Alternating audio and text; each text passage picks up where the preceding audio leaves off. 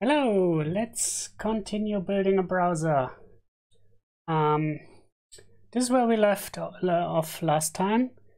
We have a working browser with a toolbar where we can type into, and we can now search in the toolbar as well, and we can download files, and we can click here and select find in page and then start searching in the current page.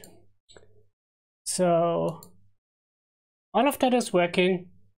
We want to have multiple tabs in our browser, but before we do this, I want to clean up the code a little bit and maybe make the app look a little bit nicer, because it's all the default colors and it's quite boring actually.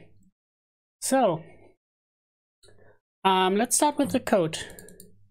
I have this browser activity, and everything so far is in this browser activity.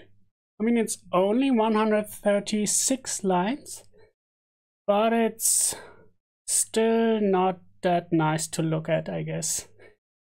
So let's start moving some of those things, like the use cases, maybe to our Dagger component, and then we don't need to create them here ourselves, and then maybe also move some of those other things into separate classes, and maybe introduce fragments. Does anyone here have an opinion on fragments? I think we want to use fragments here, like have a single activity with multiple fragments. If you don't like this approach, let me know, and we can try something else as well. But I think for now I'm going to move all of that in the activity here to a fragment. So let's start with that. Create a browser fragment, because I think this here is the browser kind of view, and we are probably going to have other views as well. So let's create a browser fragment.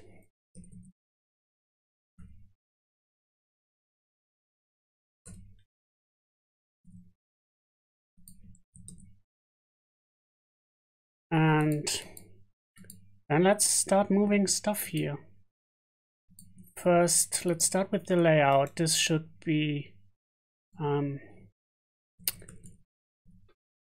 fragment browser now instead of activity browser, I guess.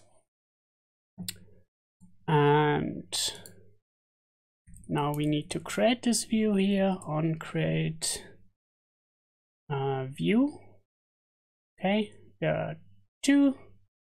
Which one do I need here? I think this one. And then we can,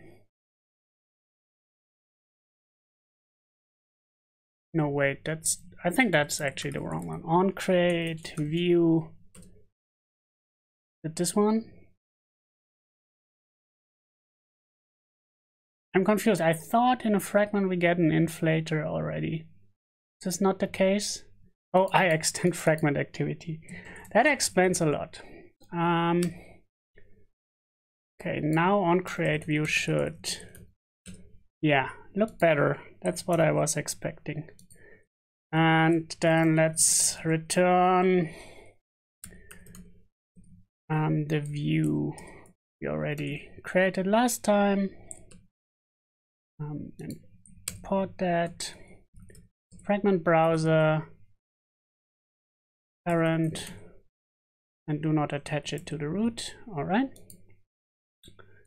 Now let's use our fragment here. For now, let's maybe comment all of that out.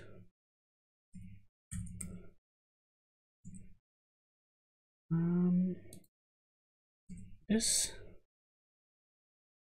and we want to add a fragment now here, and let's do this manually for now. If there is no state from the last time, then we go to the fragment manager, start a transaction, and add our browser fragment. What else do we need to provide? Tag browser, and then we commit. Let's see, if we run this, we should at least see toolbar and our browser view. It shouldn't render anything anymore, I guess. And then we start moving things over into our fragment here. Yeah, if you have questions, please ask them in the chat. I'm happy to stop and explain things. If you haven't watched before, we are building an Android browser with Mozilla's Android components, which means, in a nutshell, we can stick things together like Lego and build browsers or browser-like applications. And that's exactly what we are going to do, since it's super easy, and hopefully we will build something interesting with it. So it's a white screen. I was expecting to at least see our grayish toolbar here.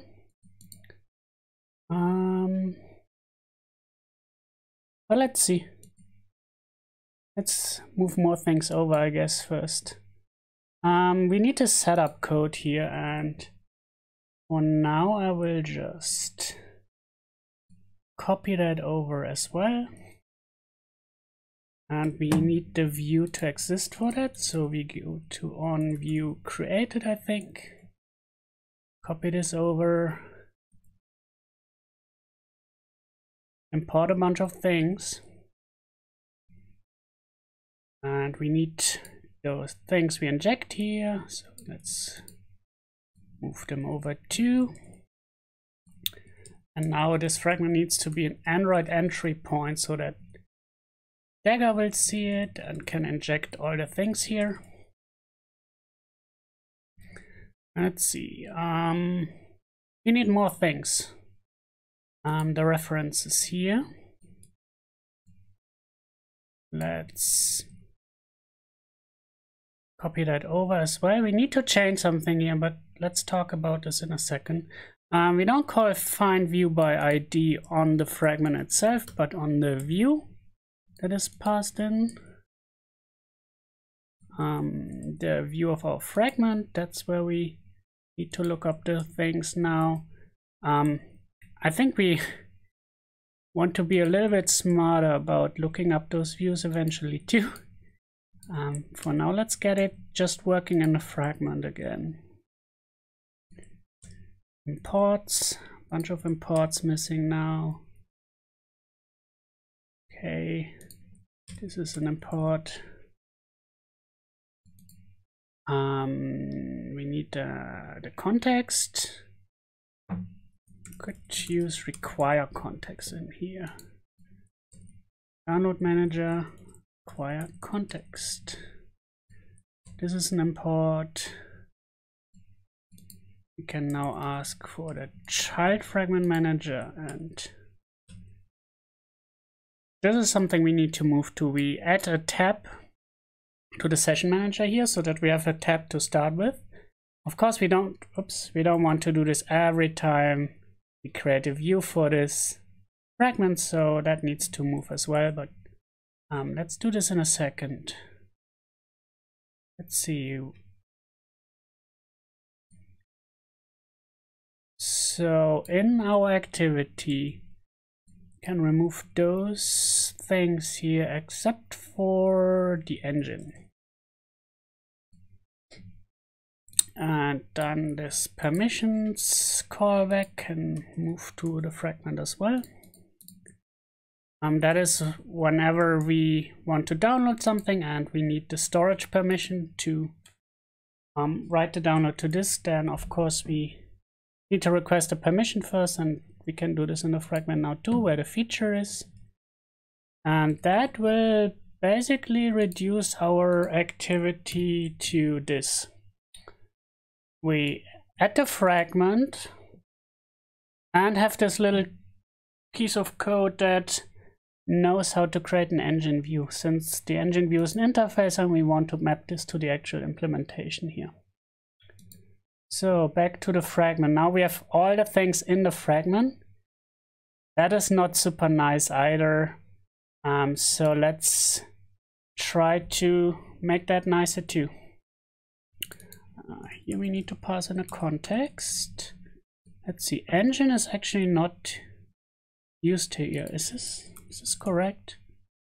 I'm surprised about that. Yeah, looks like we only need the engine in the activity right now. So let's run this.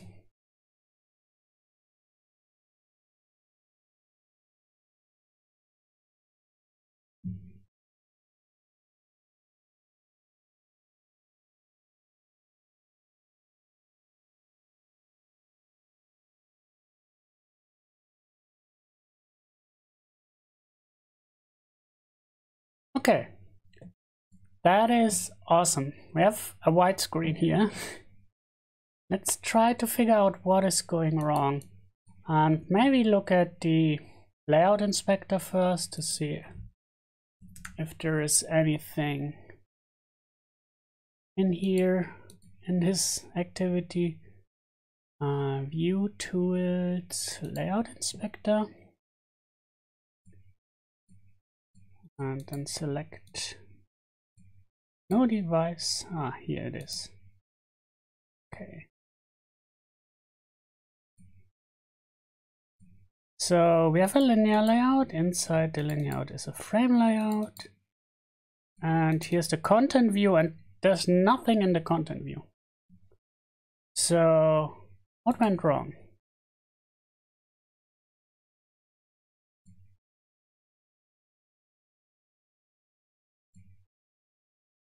Add the browser fragment. Wait a second. We don't tell it where to add the browser fragment though.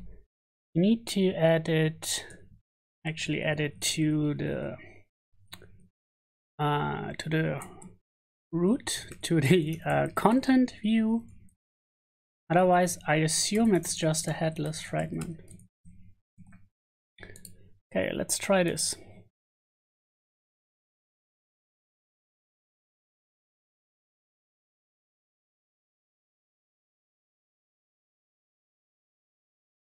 I saw a browser for a second and then it maybe crashed. Let's look at the shell.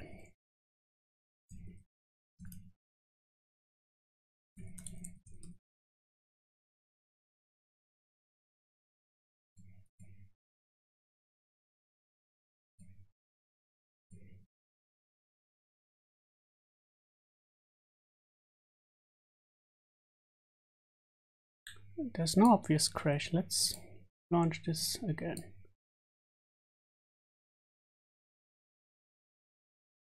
There's the browser. Okay. It launched. Oh, now it's gone. No, it's back. What is happening? It's just an emulator glitch. Yeah. The log looks fine and our browser's here. And we can use it. Let's type into the toolbar. Let's go to example.org. Yeah, that is still working. All right. I just ignore this glitch and move on. So all the things are now in the fragment and the activity is small. Let's maybe clean up the fragment a little bit. We have those core components module that defines how we create some of the components, and then Dagger will inject them. Let's do the same for use cases. Use cases module. And use cases are those classes that wrap functionality that you can pass around as a use case object. And we create some of them in the fragment right now. Let's copy that over. And we need to create them, or create provider functions that know how to provide them. Let's see, we need to define that this is a Dagger module and we want to add it to the application component. It should be available application wide. And then let's move that back for a second. Let's only pick one use case to start with, the sessions use case. And then let's see if it's working as we think. Provides session use cases. Turn session use cases. This is the thing that provides things like load a URL in the current tab. And this needs a session manager object. And then we return session use cases, session manager. We add a provides notation here, and then we should be good, I think. Let's see if we go back to the fragment and we now say add inject session use cases. Okay, then let's see if we launch that.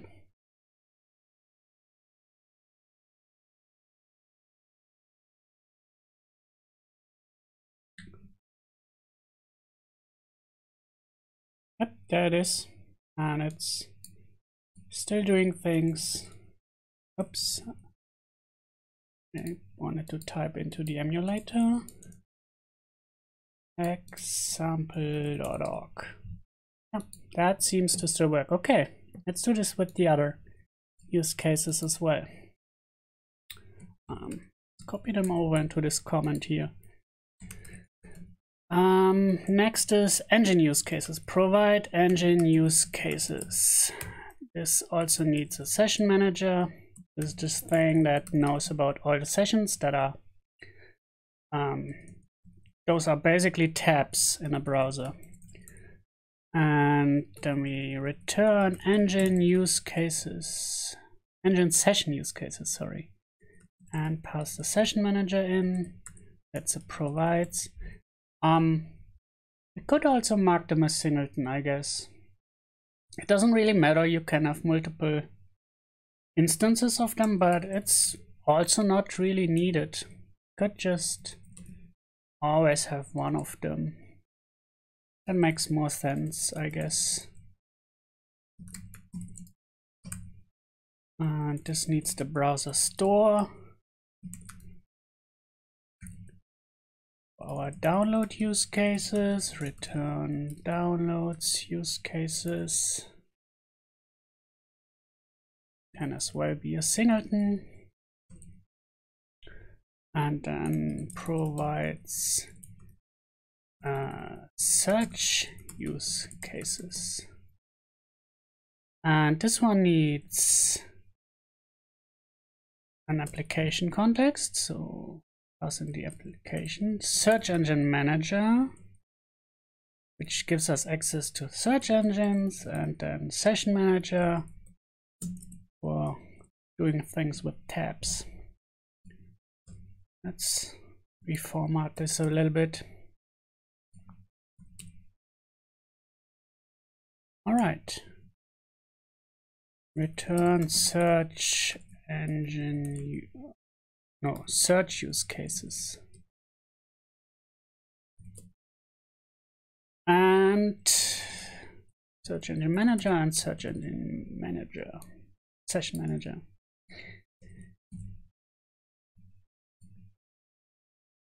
Okay, let's see. Red. Oh yeah, the return type is missing.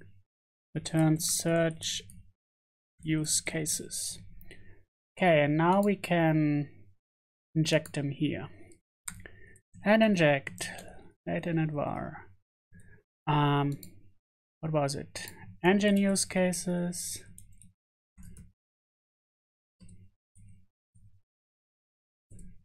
And download use cases.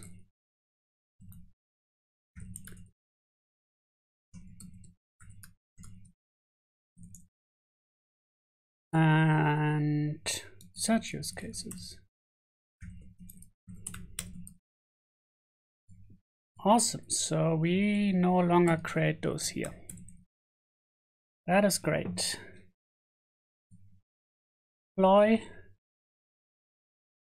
down to 125 lines.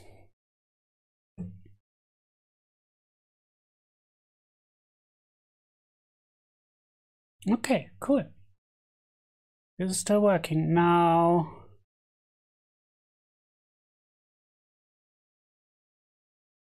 Let's see, I think there's one more thing I would like to do.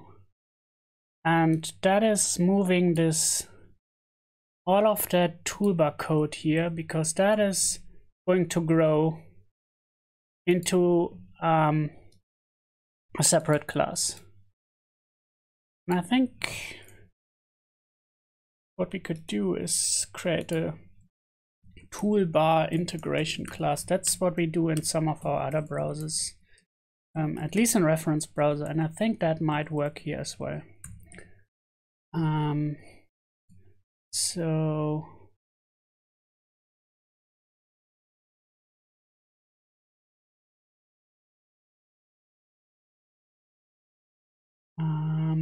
Let's see, we need the toolbar feature here.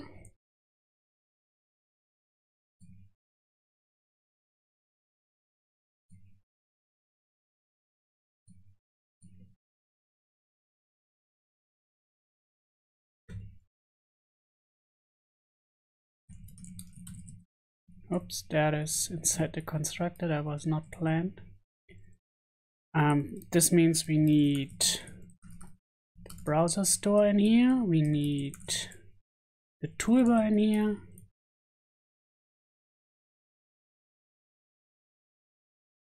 And we need the use cases here.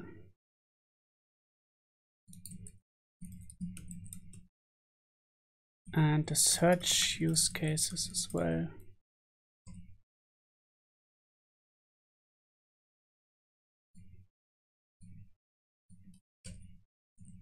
Okay. Now, last time you saw that we registered the toolbar features as a lifecycle observer here. Since the toolbar feature itself implements lifecycle aware feature, which is a lifecycle owner, since it needs to know is the app in the foreground or not, because otherwise in the background there's no need to update the toolbar constantly. And that is something we need to pass down now, because we are now in a toolbar integration class and not in the toolbar feature anymore. And I think a neat way to do this is if we actually implement lifecycle aware feature here as well. And then we pass this just down to the feature class, those start and stop methods, because this means if we remove the toolbar feature here and instead add the toolbar integration class, then it continues to work as before. Toolbar integration, and instead of the toolbar feature, we move some more code in a second, but let's complete this part first. Toolbar integration feature, and we pass in the thing, store, toolbar, session use cases, search use cases,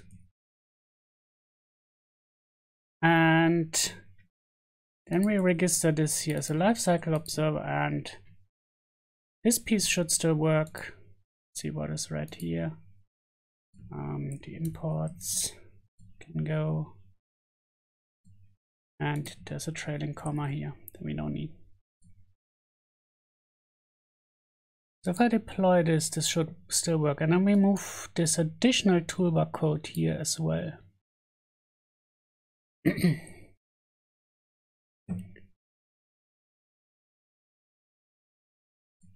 Not this, but this piece.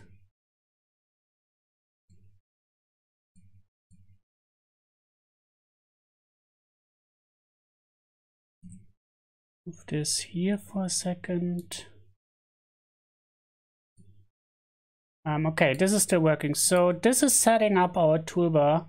Right now it only adds this menu builder to it. That is creating this menu when I click on it to show the find and page. And so I just copied this over as well. But of course it needs to launch the find and page feature.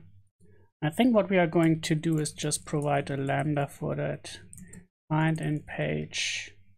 And that is a function that we can invoke. And we do not need to care inside our integration class how to actually do this. And here we now need to provide this and do the same thing we did previously. Okay, the reason why I wanted to move the toolbar out to this integration class first is because we are going to add a bunch of more things to the toolbar eventually.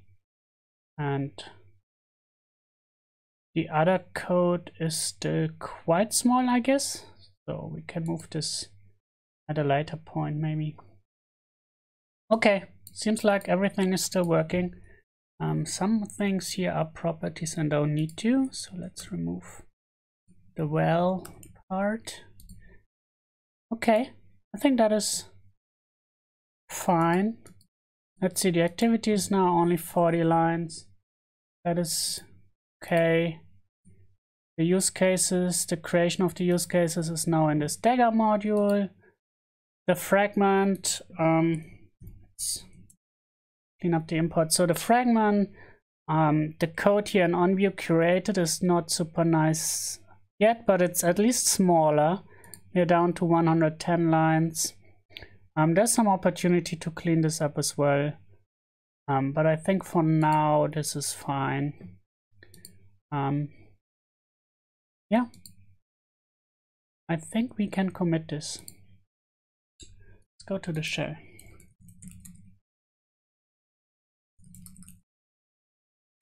Let's look at the diff quickly. Bunch of red in the activity. That is what we wanted to see. We only add the fragment now. Here's the fragment.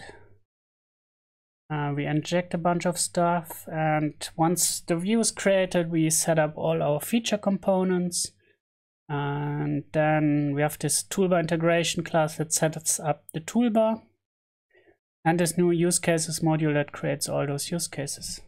Awesome. Let's commit this. It's a good commit message for this. Move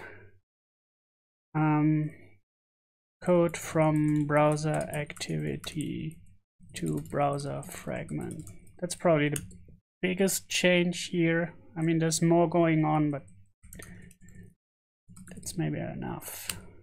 Description. So pushing to GitHub, so you can see this code on GitHub now. Let's move on.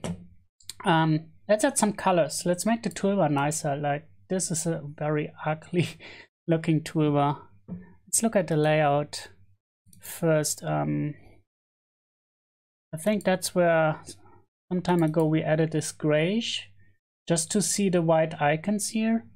I think we should pick something better. Does anyone in the chat have opinions on colors? Guess we could pick the colors from the theme.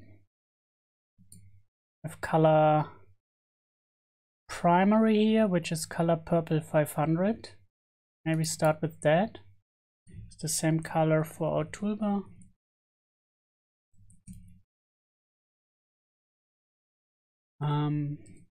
Purple 500. See, how does this look like?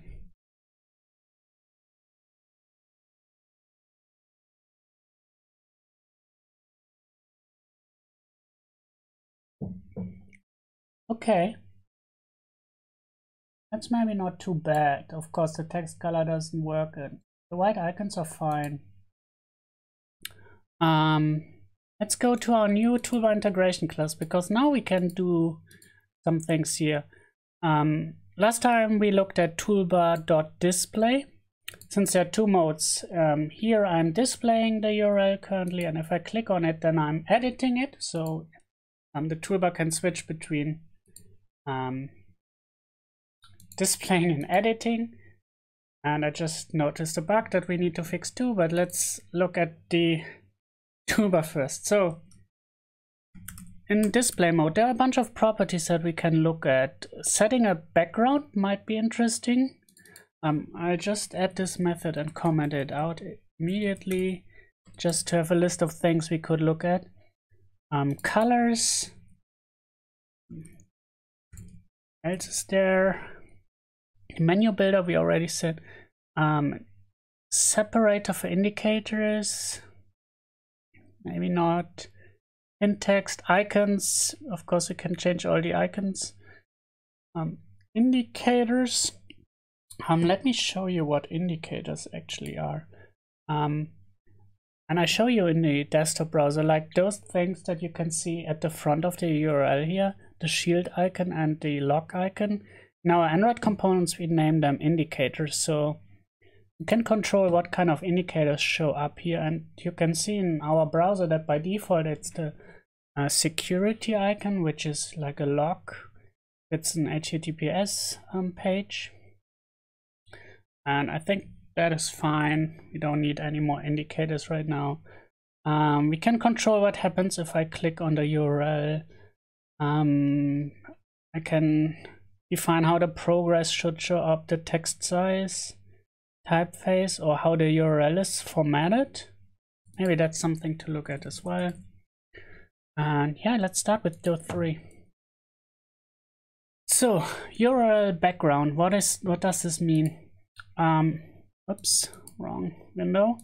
If you look at the browser, desktop browser again, there's this like border around the toolbar, around the URL edit field basically, and that is what we call in Android components the URL background. And I can also show you if I go to Firefox for Android, the new one, and you can see this little bit darker grayish background here. My head is in the way maybe. Let's load something. Here this grayish background, and that's something we could try too, so that this does not look like one big purple bar. Maybe some highlights could be nice here. So that is toolbar.display.setURL background. And I'm thinking about just stealing the background drawable from reference browser and changing the colors. Because I don't feel that creative right now to actually create a drawable. Should be this one. Copy this over.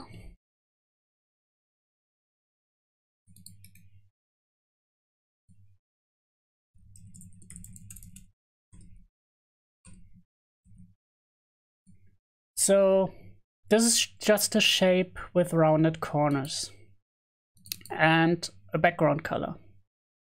Let's see, what color could we try here? Where are our colors? Should it be darker or brighter? We used purple 500, right? We could maybe try the 700.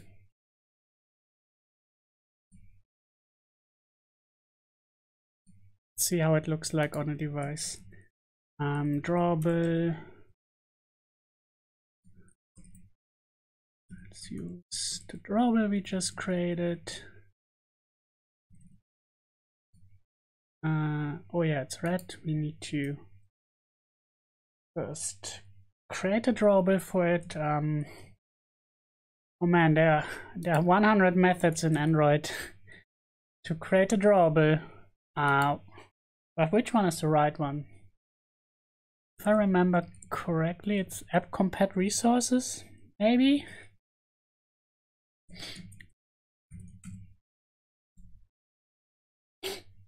And we need a context for that. I already added the context constructor parameter, so we need to go back to our fragment and pass in a context here. Okay, let's deploy this and see how this looks like.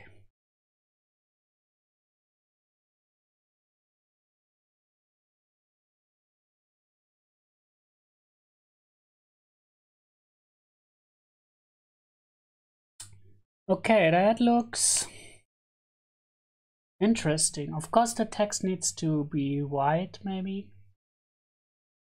I'm not sure if it looks good though. Maybe change the colors and make the dark one the toolbar background and the inner background brighter. That is means this would be 500. And here we use 700.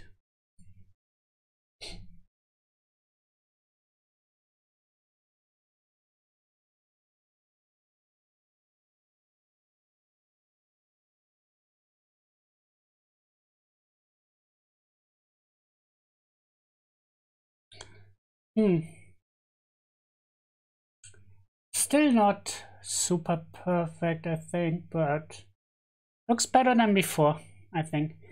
If anyone wants to pick better colors, I'm open to including your changes. Just open a PR on the repo, and then we maybe end up with a better looking browser. Let me post the URL again if you haven't seen it yet. This is the repo where all the code is. Yeah, feel free to open a PR that changes the colors. Okay, let's start with changing the text color. Toolbar display colors, and that's actually an object, display colors. And since it's a data class, we can copy the existing one and only change the colors we want to change. And I think for now that might just be the text color. And we will change it to plain white.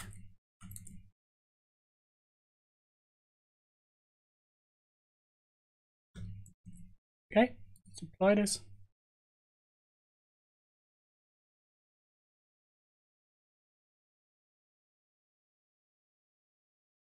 Yeah, that looks better. And now let's also look at the formatter.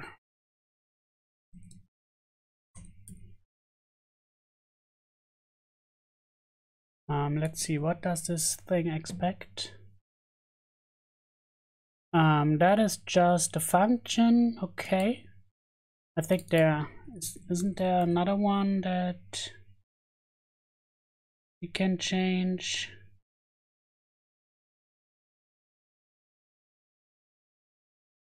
Can't see it right now. Well then, let's keep it for now. And let's also look at the edit mode. If I start typing, yeah, that is the wrong text color, and also the selection color is also not that great, I think. Let's change this too.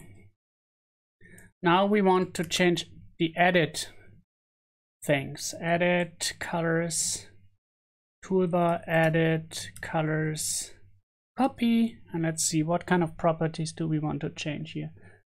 The white icon is fine. The text color, the background of suggestions, that is something we don't have so far. And the foreground, yeah, that doesn't matter. And then there's the hint text. Let's see if we clear this. There's no text, right? Yeah, so that doesn't matter either. So Let's change the text color only for now and use white as well.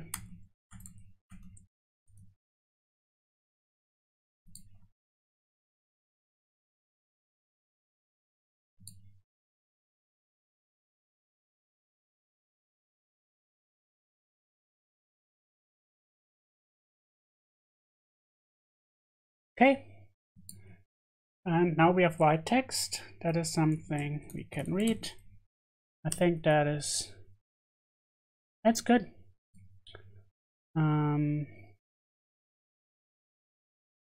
Yeah, let's leave it at this.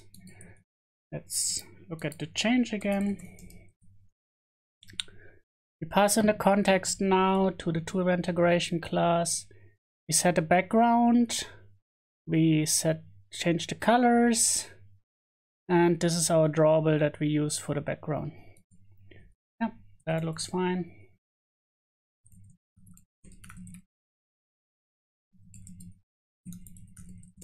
Update, toolbar, styling. Push this. Okay, awesome.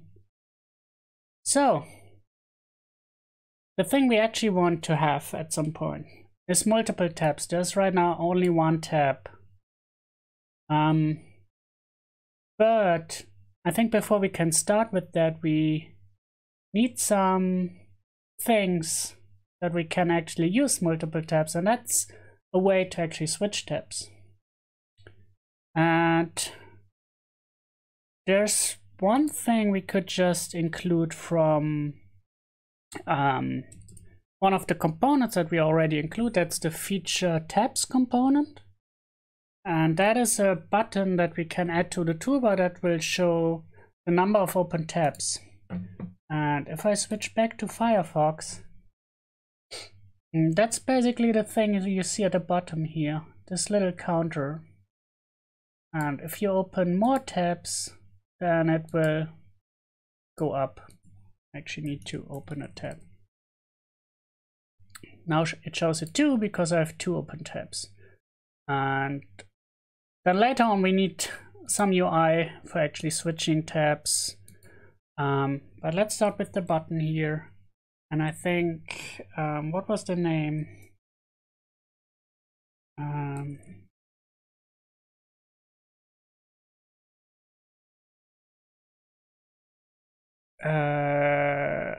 Yeah, I think there's a feature for that. Private tabs toolbar feature. That's it.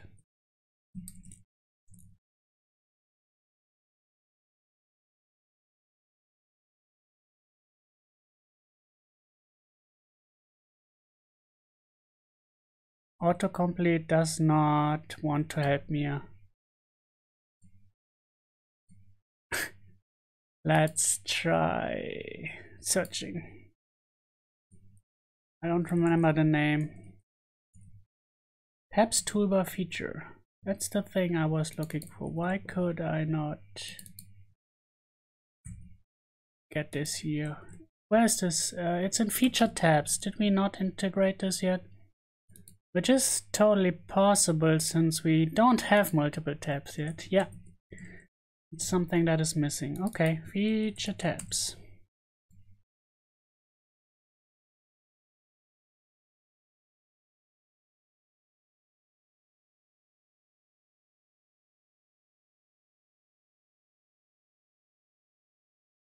Okay, and now this thing should be available. Yeah, here it is. What do we need to pass in? The toolbar, session manager. That is something we don't have in this class yet, so let's add this here as well. And that's it basically. There's one more thing we need to provide, and that is a function that gets invoked when we click on the thing. For now, this won't do anything at all to do. since we only want to integrate this for now, and then we need to, so no, we don't actually need to start it, right? Because it is yeah, it's not a lifecycle aware feature. Okay, cool. Let's launch this and see how this looks like.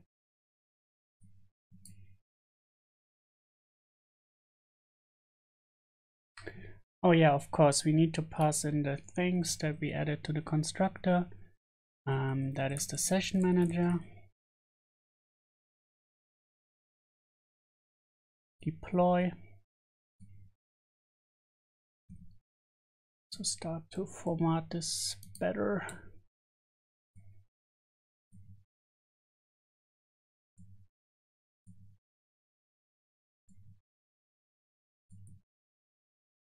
Okay.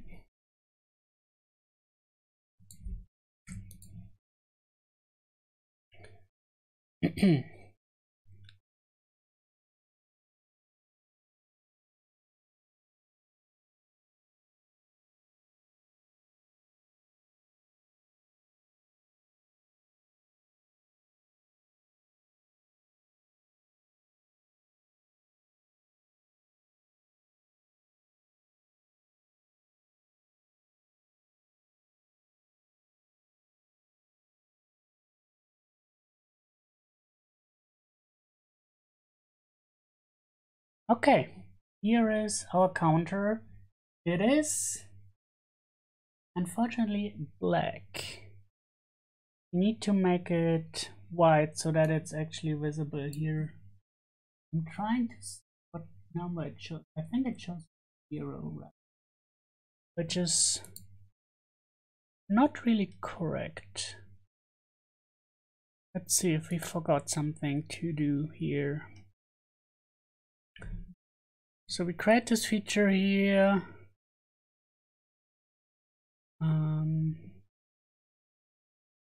That looks fine.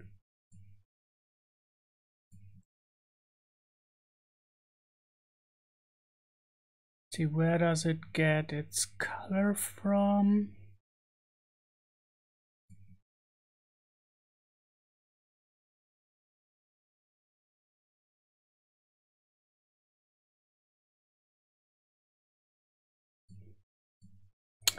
Need to double check how we change the color in reference browser, but I almost assume that it is done via an override, maybe.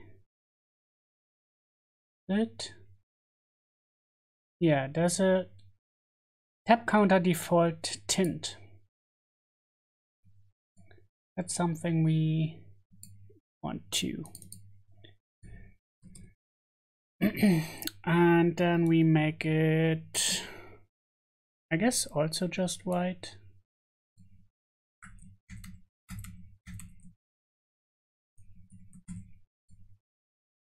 So it is. And let's see.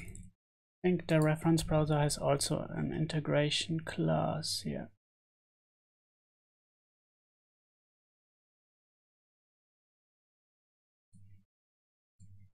All right, that looks quite nice, I think.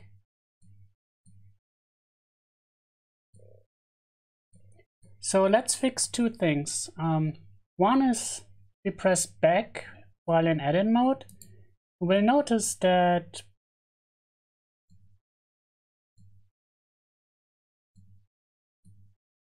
no, it works fine. I thought it's not doing the right thing, but it apparently is already.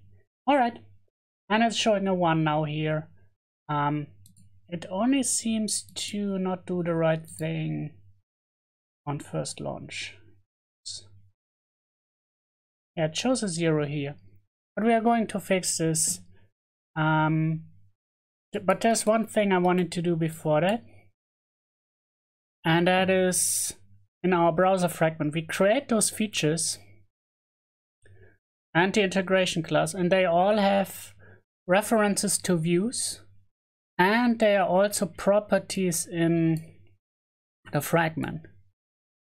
So that can be a problem because fragments can get detached and their views get destroyed in this situation.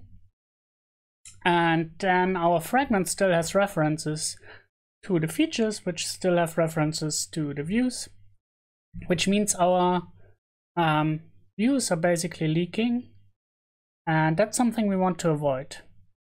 And I wish there would be some nice Dagger pattern we could use here to have those session features be created by Dagger and a way to inject the fragment view into it, and then have Dagger deal with creating instances that are scoped to the view lifecycle of the fragment, but I didn't see anything in Dagger Hill that actually does this for us. So we need to do this ourselves, and there's a helper in the Android Components project that we can use, and that is I think view-bound feature wrapper. So what this class does is it keeps a reference to this feature class, and it will automatically clear them if the view gets destroyed or detached. So what we need to do instead here now is, can say this is a val now of type view-bound feature wrapper for a session feature in this case, and then for the downloads feature in this case. And then instead of assigning it, we call set on it and give it the instance. And then we pass in the lifecycle owner, which is this this fragment. With that, the view-bound feature wrapper can do the start and stop for us. So we no longer need to register them here on the lifecycle. And we also pass in a view. We can just use the fragment view for that. And then this wrapper will see if this view gets detached. Then it clears the reference to the feature and it's gone, and we no longer leak. And the next time the fragment gets attached, a new view gets created and we set a new feature instance here. So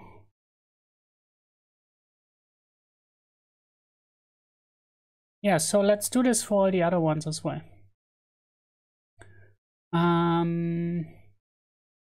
Find and page feature is actually not,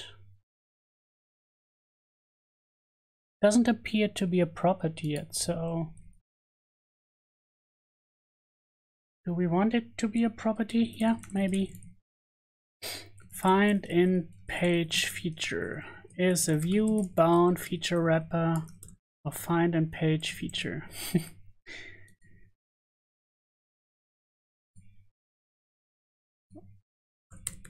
Let's remove the wrapper from the property name.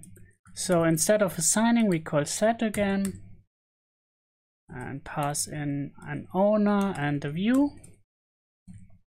The same for the toolbar integration. This view.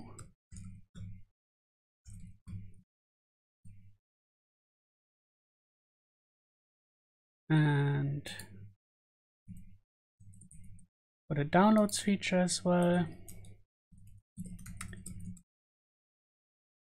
And now the only thing we need to fix is two calls that do something with the feature. So we can't call on permission result on the downloads feature anymore directly, because it's now this wrapper. So we need to get the current instance from it, and since it there can be none, it's nullable, we need to deal with nullability here. And the same when we invoke find and page feature, we need to get it, and then it can be null, and then we can call bind on it. So if we launch this now, everything should still work. But we are not going to leak any instances anymore. if we get into a state, maybe later on, where we detach the fragment and the views might still be referenced by the features. Okay, it looks like it crashed. Let's see. Uninitialized property, late init property toolbar integration has not been initialized. Let's see, toolbar integration is here. Oh yeah, that is, of course, like the features above, it's no longer late init var property, it's now a val, which is also nicer.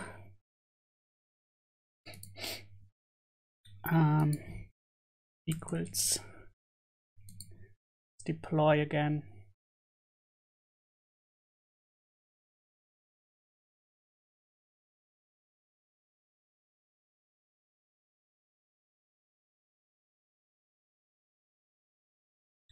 Awesome, done. Our browser is still working.